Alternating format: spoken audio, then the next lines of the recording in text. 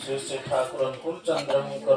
श्रेयस्थलित सत्यानुष्ठान ग्रंथर ओडियानुवाद पाठ जमु ख्याल विवेकर अनुचर ताहारी अनुसरण कर मंगलर अधिकारी हेब विस्तार रे अस्तित्व हराओ किंतु लिभि जाओ नहीं विस्तार ही जीवन विस्तार ही प्रेम जो कर्म मन रे प्रसारण आनी दिए ताही सुकर्म आउ जो मन रे संस्कार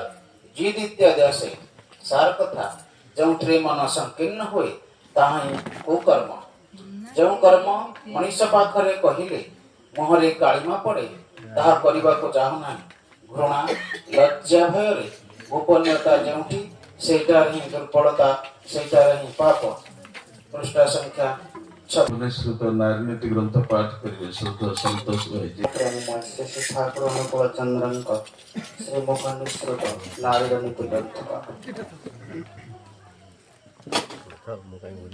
प्रसंग जीवन धर्म रे इष्ट बा आदर्श बा गुरु ताहाई बा से जहांको लक्ष्य करी अनुसरण करी मनीष जीवन जश और वृद्धि क्रमोन्नति लाभ करि पारे आउ आसक्ति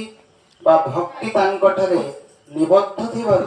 पारिपार्श्विक जगत सेथिरे कोनोसी विक्षेप सृष्टि करी न पारि ज्ञान रे समृद्ध करी तोळे तेणु आदर्श बा गुरुंकठारे ऐकांतिकता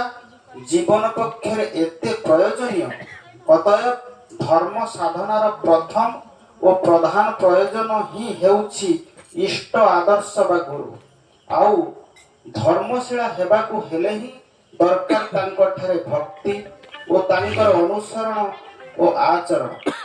से एपरी चरित्र नहीं